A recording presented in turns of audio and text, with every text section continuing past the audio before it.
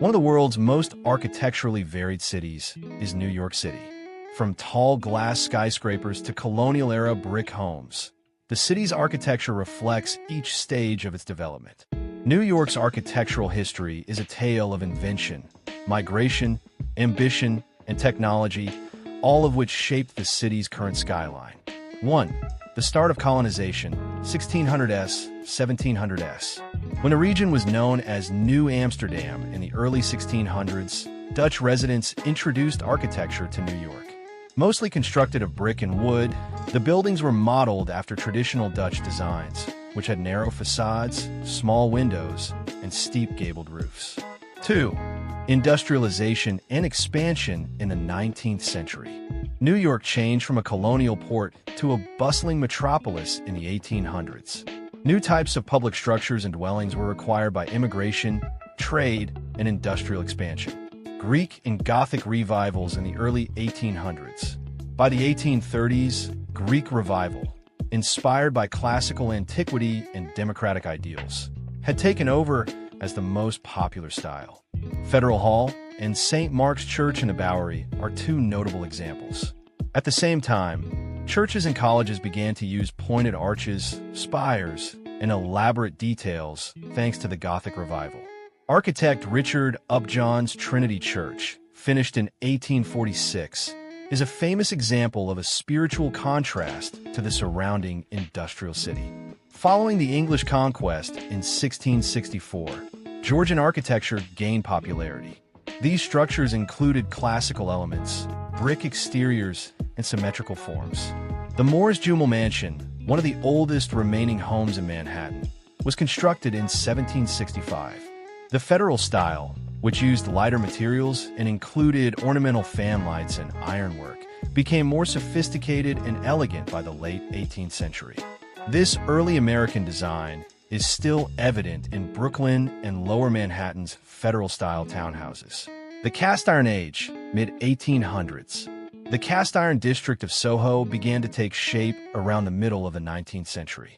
Thanks to developments in iron technology, architects such as James Bogardus were able to create mass-producible facades with elaborate details. One of the first architectural revolutions in New York was brought about by these stylish, reasonably priced, and fire-resistant iron-fronted buildings. The Gilded Age, late 19th century. The city experienced tremendous wealth accumulation in the years following the Civil War. Along Fifth Avenue, millionaires constructed lavish houses in the Beaux-Arts, Renaissance Revival, and Romanesque styles, which were influenced by European palaces. Additionally, public architecture flourished. John Roebling's Brooklyn Bridge, 1883, with its Gothic stone towers, demonstrated the beauty of engineering. The magnificence of municipal Beaux-Arts architecture was exemplified in the 1911 completion of the New York Public Library, which was designed during this time. 3. Skyscrapers invention, late 1800s, early 1900s. Urban design was transformed with the development of steel frame buildings and the elevator. In order to meet its expanding population and business goals, New York started constructing buildings vertically.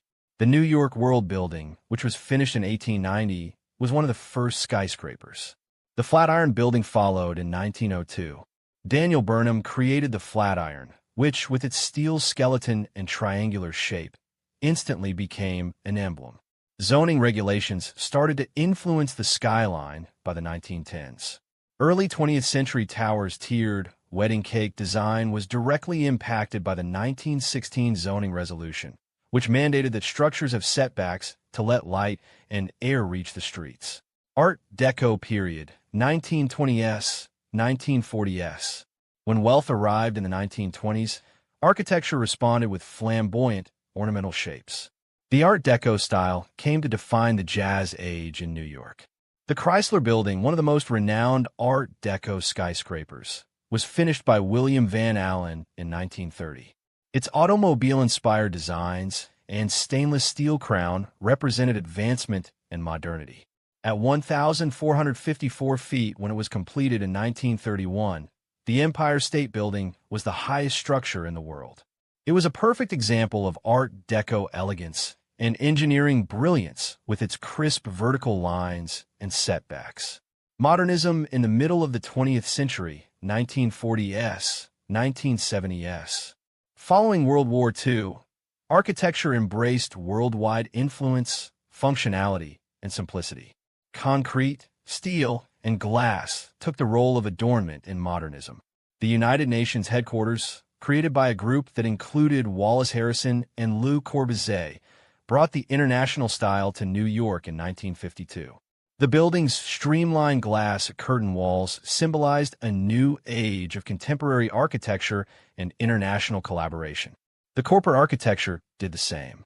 Ludwig Mies van der Rohe and Philip Johnson's Lever House, 1952, and Seagram Building, 1958, used exact proportions and simple glass boxes to define the post-war skyline.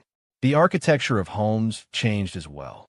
Mid-century urban planning principles, which prioritized mass housing and efficiency, were mirrored in public housing developments such as the Queensbridge houses. Postmodernism and revitalization in the late 20th century, 1970s to 1990s. Modernism was criticized for becoming overly antiseptic by the 1970s. Architects started restoring historical illusions, color, and symbolism. Postmodernism is the name given to this movement. For instance, Philip Johnson's 1984 design of the AT&T building, now 550 Madison Avenue, has a Chippendale top that draws inspiration from classical furniture. Reinvention and sustainability in the 21st century, 2000s, present. Resilience, commemoration, and sustainability characterized a new phase of New York architecture following the September 11th attacks. David Childs created the One World Trade Center, which was finished in 2014. Its 1,776-foot height is a representation of American independence. Its architecture respects the skyline's history while fusing contemporary security requirements with a reflective glass facade. The World Trade Center site was turned into a place of reflection by Michael Arad and Peter Walker's National September 11th Memorial and Museum, which has twin reflecting ponds that trace the original tower footprints. Sustainability emerged as a major priority as well, because to its energy-efficient design, the 2009 completed Bank of America Tower at Bryant Park received LEED Platinum certification. A 1928 historic base and a contemporary glass diagrid tower are seamlessly combined in Norman Foster's design for the Hearst Tower. Manhattan's West Side has seen a boom in architectural innovation in recent years. The High Line, a raised park constructed on a former railroad, revolutionized the design of public areas. The Edge, one of the tallest outdoor sky decks in the world, and the Vessel, a futuristic glass skyscraper designed by Thomas Heatherwick, were introduced by nearby constructions like Hudson Yards. Elsewhere, the 2021 completed Little Island Park blends landscape design with sculptured concrete piers that float over the Hudson River. Integrated diversity and duration. The architectural development of New York's 5 boroughs presents an equally fascinating story, even though Manhattan frequently takes center stage in discussions. In Brooklyn, rows of 19th-century brownstones are preserved in communities like Park Slope and Brooklyn Heights. The Barclays Center and Brooklyn Bridge Park exhibit modern adaptive reuse and design. Early examples of reasonably priced apartment complexes and the imposing Yankee Stadium, both the original in 1923 and its replacement in 2009, can be found in the Bronx. In addition to contemporary ecological design and initiatives like the Staten Island Museum, Staten Island has preserved colonial architecture, such as the Conference House. Thousands of historic buildings, including the Grand Central Terminal and the Greenwich Village Historic District, have been preserved because of preservation efforts spearheaded by groups like the Landmarks Preservation Commission, which was founded in 1965. Innovation in architecture and the future. The architecture of New York keeps changing to meet societal demands, sustainability, and technological advancements. The emergence of super-tall residential towers along Billionaires Row, such as Central Park Tower and 432 Park Avenue, demonstrates how engineering advancements enable thin skyscrapers to soar to previously unheard-of heights. In order to combat increasing sea levels, Architects are simultaneously concentrating on climate resilience by creating waterfront complexes that are flood-resistant and green rooftops. The Cooper Union, Columbia SAP, and the Museum of Modern Art are just a few of the city's architectural organizations that continue to shape the conversation about design around the world.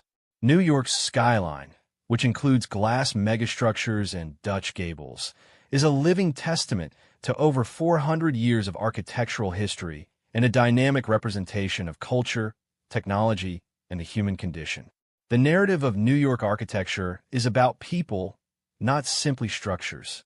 The stories of the people who created, envisioned, and lived in this city are told through every time period, material, and design. Every generation, from colonial settlers to modern architects, has altered the skyline to reflect their own vision, and this process is still ongoing now.